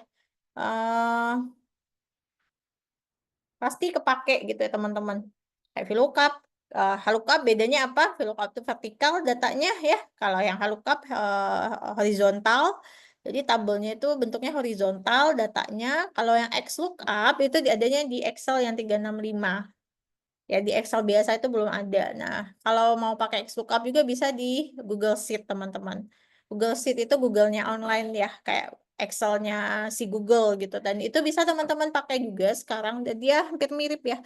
Kalau saya lebih enak pakai Google Sheet juga sekarang apa-apa kerja gitu ya, dia otomatis di G Drive dan bisa di-sharing-sharing juga, mau diedit kah sama teman-teman yang lain, atau mau dikomenin aja, dan segala macem. Index match itu adalah gabungan dari dia sebenarnya 2 rumus ya, indeks dan match. Di mana kita mau melihat ya, nilai yang mau kita, cari gitu ya, secara lebih cepat dan harus kita cocokkan. Match itu mencocokkan kolomnya yang mana, barisnya yang mana. Berarti dia 2 kalau dia satu aja dia nggak bisa dipakai gitu, dia harus barengan index dan match gitu loh. Nah, drop down list tadi yang saya jelasin ke teman-teman, mmm, kita ini ya, kita meliskan suatu data, nggak data akun aja, bisa jadi nanti teman-teman bisa pakai untuk nominal itu boleh, kode akun, jurnal mungkin ya, kayak kita bikin jurnal atau mungkin jenis-jenis laporan, segala macam. Atau mungkin teman-teman mau menuliskan tempat, itu juga boleh ya. Tapi intinya manfaatkanlah fitur-fitur di Excel untuk melakukan pengolahan data. Atau fitur filter kah, formatting teks kah, gitu ya, itu banyak banget. Dan yang paling sering itu juga pivot table juga kepakai. Pivot table itu kan semacam summary ya, men-summary-kan suatu, eee, tabel yang sudah kita olah ya, nanti kita lihat mau ngambil datanya yang bagian mana aja, itu bisa ditarik-tarik kalau pakai pivot, gitu, teman-teman. Nah, tadi kita praktik arus kasnya juga ada sedikit ya, teman-teman. Kemudian biar nggak ini, mungkin ada yang ngantuk juga ya. Lalu kita masuk ya, saya mundur dulu sedikit. Nah, jadi pembuatan arus kas nanti ada 2 metode ya, direct method sama indirect gitu ya. Nah, ini, materinya bisa teman-teman lihat bedanya. Sebenarnya yang banyak dipakai ya tergantung perusahaannya juga, teman-teman. Nah, kalau yang direct method ini, cepet cuma kayak, apa ya, di perusahaan-perusahaan gede lebih banyak yang pakai indirect biasanya. Nah, kembali sih ke teman-teman, nanti mau pakai yang mana sesuaikan aja, gitu ya, untuk yang cash flow-nya. Seperti itu. Nah, lalu mudah-mudahan cukup ya untuk sedikit rekonsiliasi bank. Nah, lalu bagaimana dengan rekonsiliasi bank? Ada yang tahu nggak teman-teman? Rekon ini apa sih fungsinya? Boleh sampaikan pendapatnya, sharing-sharing gitu ya.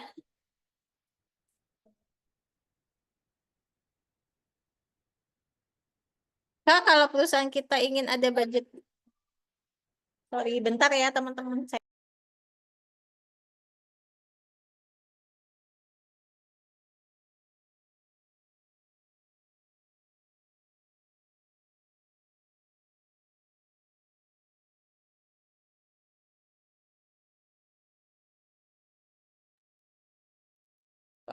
Tadi ada Kak Devina nanya ya, Kak, kalau perusahaan kita ingin ada budgeting gitu ya, keuangan, nanti cash flow-nya gimana ya?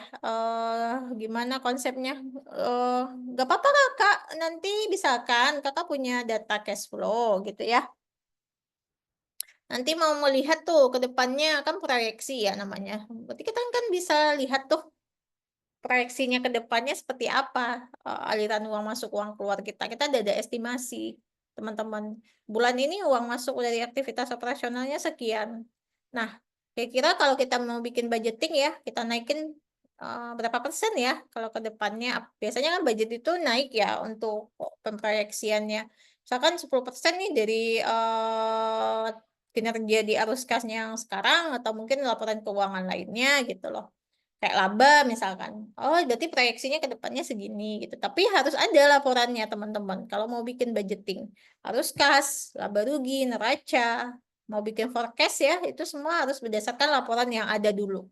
Kenapa? Ya karena itu dasarnya kita. Teman-teman begini, teman-teman aja nggak tahu uang masuk, uang keluar teman-teman di periode ini. Bisa nggak bikin anggaran buat ke depannya? Nggak bisa ya, pasti nggak bisa. Oh, apa aja ya yang mau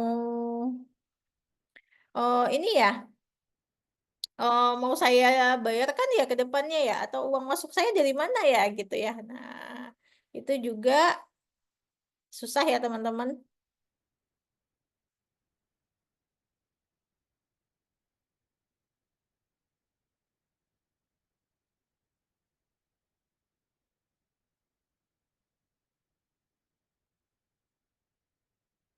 Sebentar ya teman-teman.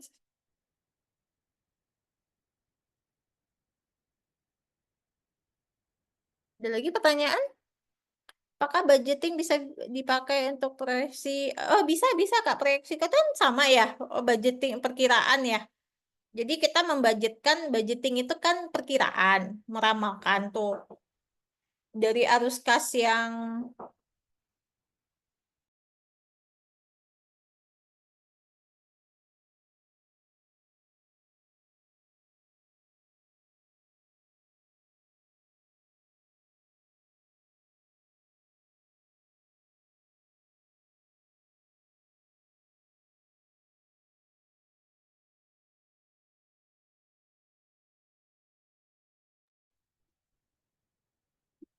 nah, sorry ya teman-teman banyak yang ngedistract.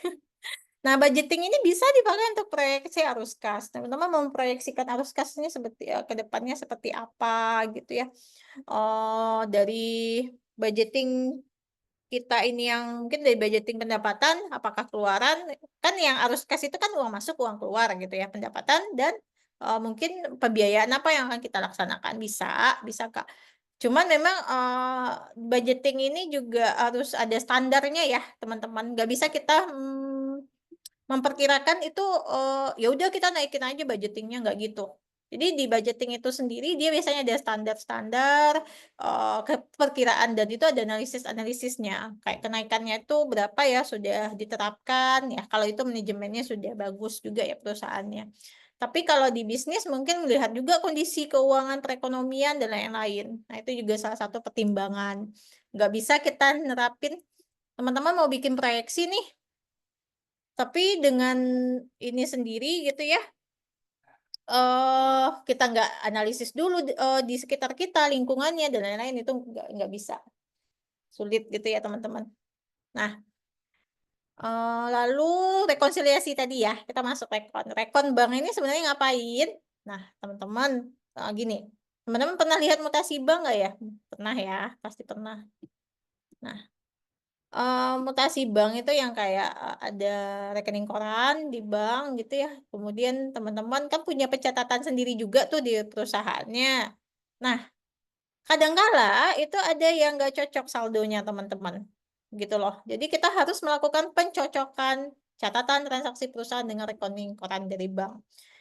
Kalau yang bagusnya ini dilakukan setiap hari, daily, teman-teman. Kalau nggak dia numpuk, akan sulit mendetek ya, apalagi kalau transaksinya banyak. Contoh, teman-teman punya online shop. Online shop teman-teman itu mungkin dalam satu hari itu ribuan transaksi. Nah, seharusnya sudah ada yang melakukan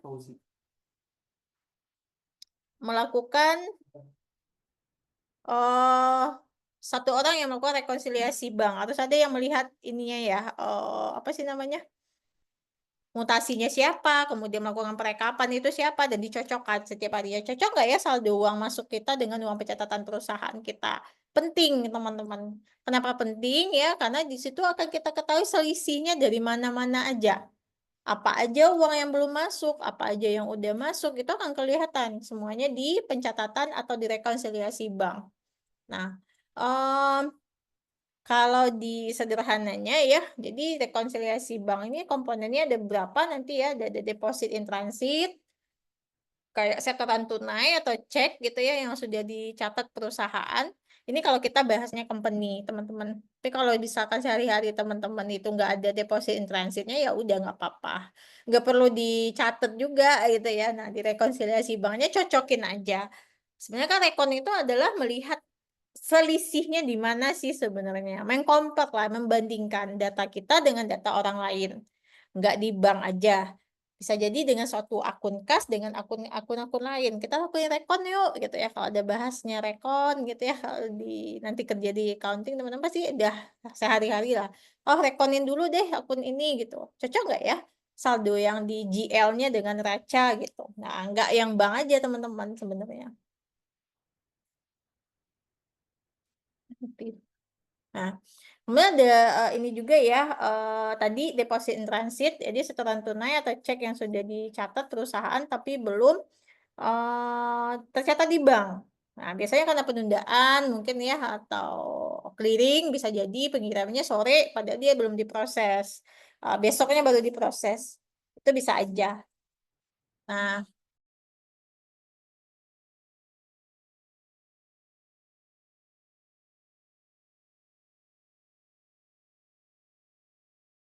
Nah, kemudian ada outstanding check, cek yang sudah dicatat di perusahaan tapi belum dicairkan, sehingga bank belum muncul ya di laporan banknya, itu dicatat dulu. Tapi di laporan bank belum. Nah, itu juga ya. Nah, kemudian ada penolakan cek, found check gitu ya. Saldonya nggak cukup. Teman-teman dapat cek dari pelanggan ya. Ternyata pas dicairin itu banknya nggak bisa proses karena saldonya kosong. Gitu. Itu juga ada salah satu komponen yang mau kita rekon. Nah, bentuk-bentuknya kayak gimana gitu ya. Bentuknya ya ada yang staffel, ada skontro, bentuk 4 kolom, bentuk 8 kolom. Disesuaikan aja. Ini suara saya bising nggak teman-teman? Aman, Kak? Suara saya bising? Tidak, aman, Kak. Ah, aman ya, aman. Karena ada orang yang motong rumput.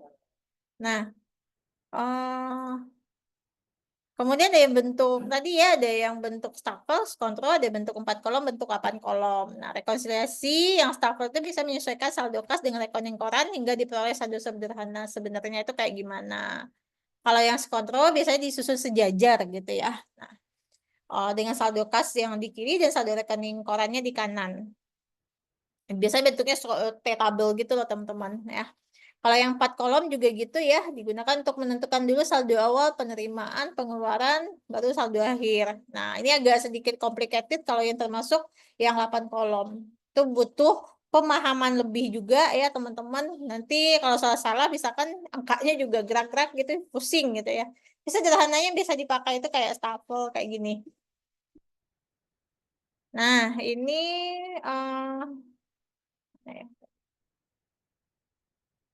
nah, misalkan nih saya kasih contoh.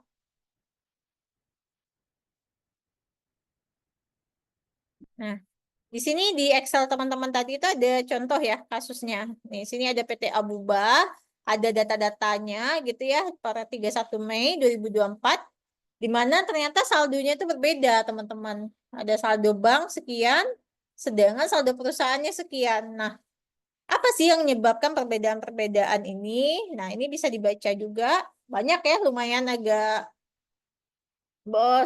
dari 9 transaksi gitu ya, ada yang menyebabkan perbedaan rekonsiliasi bank per akhir bulan itu. Dia ngelakuin rekodnya akhir bulan nih, di 31 Mei. Ada cek gitu ya yang diterima Abuba, ternyata ternyata nggak bisa dicairin, yaitu tadi dananya nggak ada. Nah, itu salah satu komponen yang teman-teman perlu melakukan rekon. Kemudian ada juga bank salah catat, apakah bisa bisa aja teman-teman. Bank itu kan yang nyatet human juga ya, manusia juga. Kayak tellernya mungkin salah catat ya bisa aja. Nah, ada yang salah masuk gitu ya, ada yang mengkreditkan ya, memasukkan setoran milik Abuba sebesar 427 ke rekening yang lain. Dia catat punyanya kita gitu ya, ke rekening yang lain. Nah, padahal kita yakin uangnya udah masuk harusnya ke rekening kita, tapi kok nggak ada uangnya dimutasi. Nah, itu juga salah satu ya, kesalahan bank. Kemudian ada juga yang ini, cek dikeluarkan PT Abuba tanggal 10 Mei. Nah, nominalnya 2.977.500. Sampai akhir Mei ini belum dicairkan oleh pemegang cek ke bank. Kita udah ngasih cek ya ke ke orang gitu ya, cuma nggak dicairkan sampai akhir bulan ini. Nah, nominalnya sekian. Berarti bisa jadi kita bayar utang, tapi orang itu belum nyairin ke bank ceknya kita. Itu juga salah satu ya. Lalu ada pembayaran hutang yang salah catet ya. Ada juga ini ya pembayaran yang harusnya dikeluarkan oleh PT Abuba ya dibebankan ke PT lain. Nah, pokoknya beragam ya teman-teman. Kesalahan pencatatan itu bisa aja terjadi. Nah, nggak gara-gara cek aja ya bisa jadi kayak setoran dalam perjalanan. Teman-teman setor beda bank. Tapi itu biasanya sudah jarang ya terjadi karena kita udah bisa sekarang pun udah real time juga. Kalau dulu masih ATGS teman-teman. ATGS itu dia setornya jam 4 sore, eh cut off-nya itu jam 2 siang gitu loh. Jadi kalau udah masuk beda bank gitu ya, setorannya 100 juta, dari BRI ke BNI misalkan. Nah, dia akan besok melakukan penyetoran. Sedangkan di uang kita udah keluar, tapi di mutasinya belum muncul. Nah, itu ya setoran dalam perjalanan.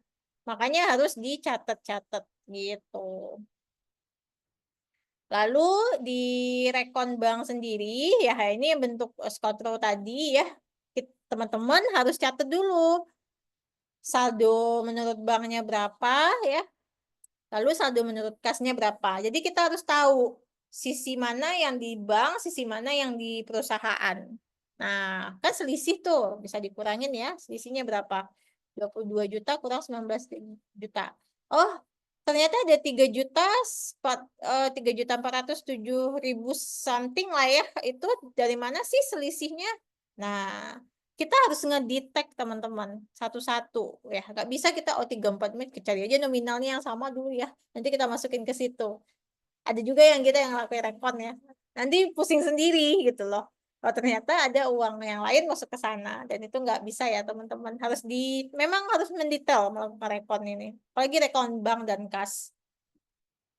Nah, tadi kita apa tuh teman-teman? Berarti yang pertama diterima dari PT Abubah ya, dari PT Utama 4342. Berarti ada cek yang nggak cukup dananya. Nah, teman-teman ya catatlah. Berarti ada cek kosong. Berarti saldo kas perusahaan kita ini ya harus kita kurangin gitu loh. Karena si cek kosong ini belum kita cairkan. Karena dananya tadi ya. Nah, ini sudah saya kasih nomornya juga ya. Nih ada yang kesalahan bank, catatlah di bank. Harusnya saldonya 4275 tuh. Banknya salah nyatet gitu. Harus kita tambahkan di sisi saldo banknya gitu. Nah, sampai nanti nomor 9. Ini semua teman-teman harus teman-teman eh, satu-satu ya, satu satu satu gitu ya, dicek kembali ada yang nggak yang kelewat gitu loh. Nah, harus di runtutan yang dari mutasi bank. Kalau kita lihat mutasi bank kan kayak gini ya teman-teman. Misalkan teman-teman punya rekening koran BCA ya biasanya yang sering dipakai ya.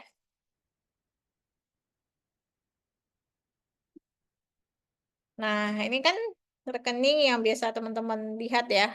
Kalau kita lihat, nah, misalkan di sini 9.184 nih datanya. Nah, ini harus ada di saldo buku perusahaan kita, teman-teman. Nah, kalau itu berbeda, maka itu harus kita lakukan rekonsiliasi. Bisa jadi ADM bank belum kecatat. Tadi ya dana uang yang dicek itu belum masuk ke rekening kita. Nah, itu baru kita cocokin di sini semua. Template-nya gimana? Apakah harus kayak gini Kak yang tadi saya sampaikan? Sebenarnya sih enggak, teman-teman. Itu bebas kok dari teman-teman menyesuaikan template dari rekonsiliasi bank gitu ya. Bisa juga template-nya kayak gini. Bentar, saya punya. Yang kalau lebih complicated nih ya, seperti ini teman-teman. Bentar. Rekonsiliasi.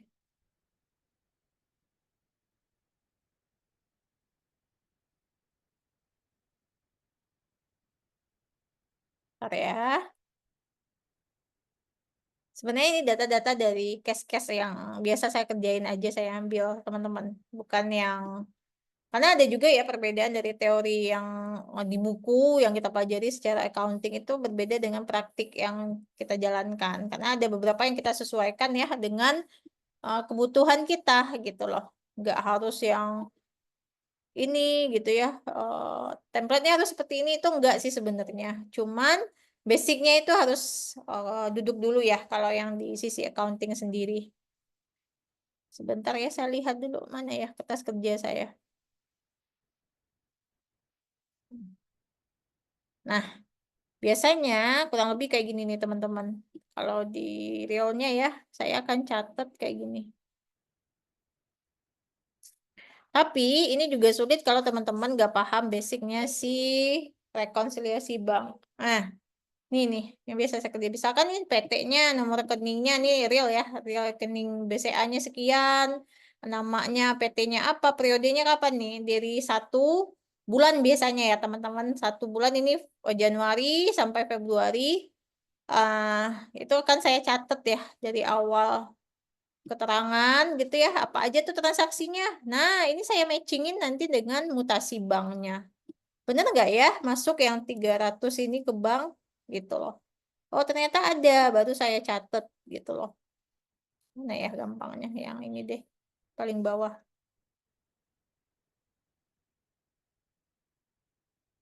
Nah, misalkan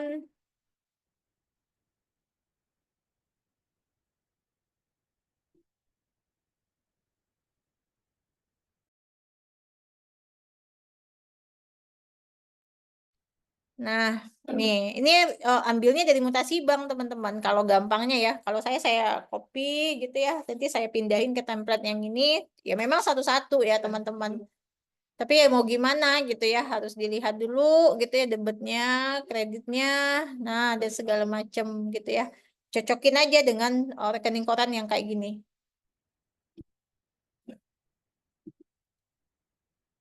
Rekening koran.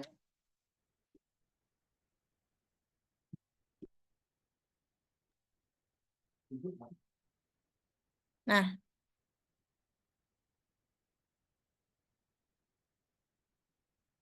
cocokin dengan yang ini ya. Kalau template rekening koran, pindahin aja teman-teman. Dipindahin ke templatenya kita. Nanti dicek ya, di checklist. Oh, ini ternyata bener ya, nominal udah masuk. Nanti ada yang belum, baru dicetak. Tapi secara teori, teman-teman harus paham yang ini dulu. Yang Excel yang saya kasih tadi. Ada pencatatan data dari mana sih sumbernya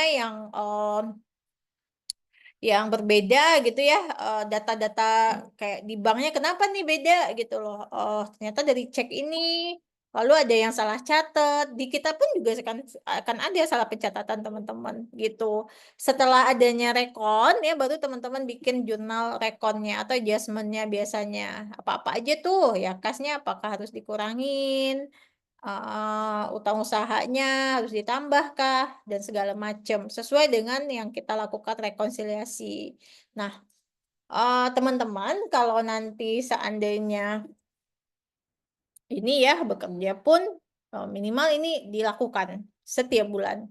Kalau memang transaksinya nggak banyak gitu ya, Eh, kalau memang transaksinya itu nggak banyak, nggak apa-apa setiap bulan. Tapi kalau memang transaksi teman-teman itu hariannya itu udah lebih dari 100, alangkah lebih baiknya teman-teman melakukan rekonnya setiap hari. Nah, Kak ada yang mau nanya. Nih, ada Kak Resta yang nanya. Kak, mau nanya nih, biasanya perusahaan itu punya banyak rekening. Yang dibuat di laporan arus kas sampai ke laporan keuangan itu hanya rekening operasional saja kah? Jika perusahaan tersebut punya satu rekening sebagai rekening tampungan dana, apakah dibuatkan juga arus kasnya? Oh, berarti banyak ya rekeningnya. Biasanya dibuatkan, Kak. Nah, tapi tergantung tempat. Kalau memang itu hanya tampungan ya. Nah, itu kan harusnya tampungan dana itu kayak titipan ya, gitu ya. Titipan itu sebenarnya juga harus disampaikan di pembuatan laporan keuangan. Nanti kan kalau menjurnal kan nggak bisa langsung gitu ya. Berarti kan dipakai tuh rekening titipannya. Itu juga akan ngaruh nantinya ke laba rugi atau ke neracanya teman-teman.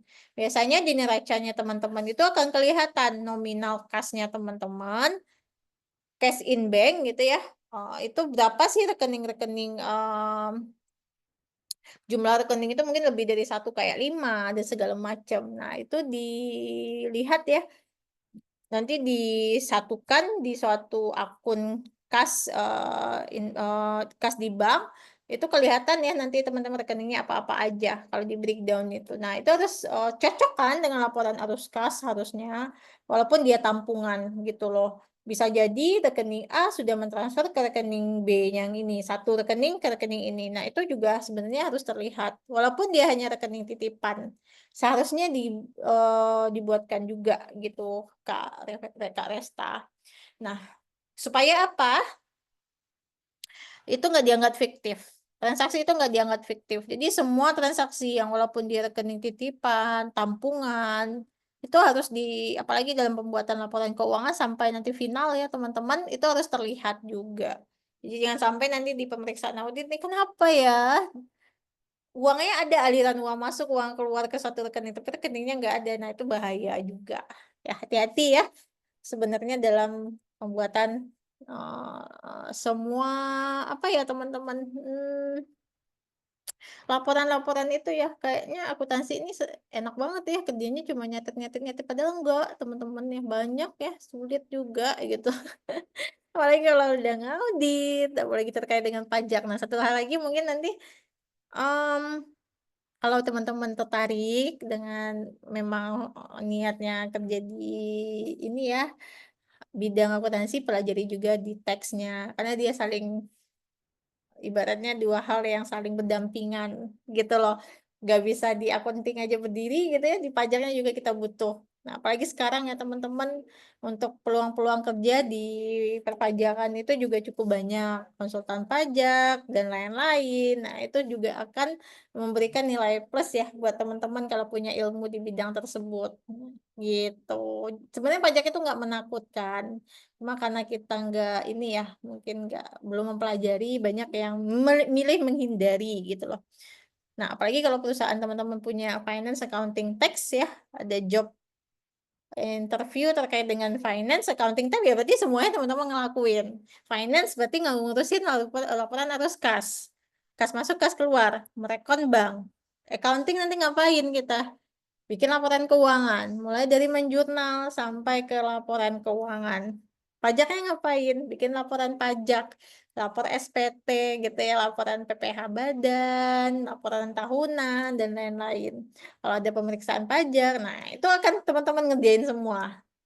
Dan itu cukup pusing ya teman-teman, gitu. Tapi itu jadi poin lebih kalau teman-teman punya basic-basicnya gitu ya. Eh, nggak hanya di finance tapi di accounting.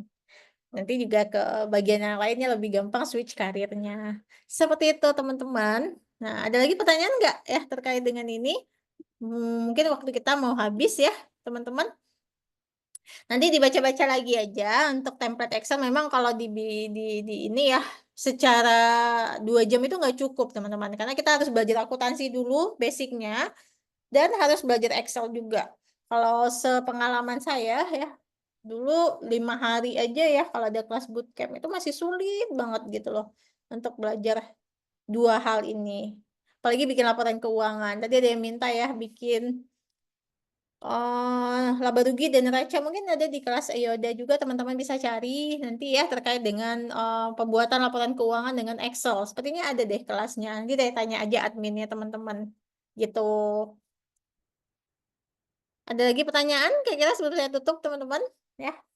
Mungkin saya kasih waktu 2 menit lagi.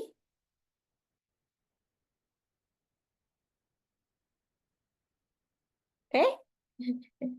Kayaknya udah ngantuk banget ya belajar akuntansi di hari-hari yang puasa ini gitu ya. Gak ada ya?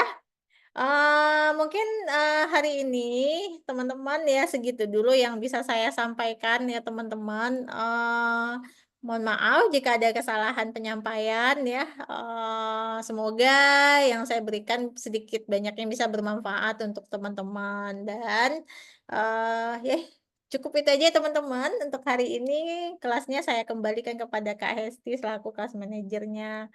Terima kasih semuanya yang sudah join ya, sukses selalu untuk kita. Assalamualaikum warahmatullahi wabarakatuh. Kak Hesti, saya kembalikan ya kelasnya. Terima kasih Kak Aulia Rahmi atas materinya hari ini. Gimana nih teman-teman setelah belajar akuntansi? Pasti materi dari Kak Aulia Rahmi menambah pengetahuan teman-teman semuanya ya. Oke. Karena materi sudah selesai, terus Q&A sudah langsung berjalan sambil materi disampaikan. Kegiatan hari ini sudah sampai ujung acara, teman-teman. Untuk absensi jangan lupa untuk diisi karena untuk linknya tidak dibagikan di WhatsApp grup. Kemudian setelah ini akan saya bagikan untuk link feedback kelas di WhatsApp grup ya. Terus jangan lupa untuk mengerjakan pretest dan post-testnya di LMS. Oke. Sekian pertemuan hari ini. Eh, kita akhiri ya pertemuan hari ini teman-teman. Sampai jumpa pada kesempatan selanjutnya untuk kelas bootcamp-nya nanti akan saya berikan apa tuh namanya link-linknya. Kemudian teman-teman juga bisa menggunakan kode diskon dari saya hanya untuk 25 pendaftar pertama aja. Jadi bisa cepat-cepatan ya teman-teman. Nanti saya share di WhatsApp grup aja ya. Oke. Sekian pertemuan hari ini. Mohon maaf jika ada salah kata. Saya akhiri. Wassalamualaikum warahmatullahi wabarakatuh. Selamat sore, selamat melanjutkan kegiatan selanjutnya. Terima kasih Kak Aulia. Terima kasih teman-teman semuanya.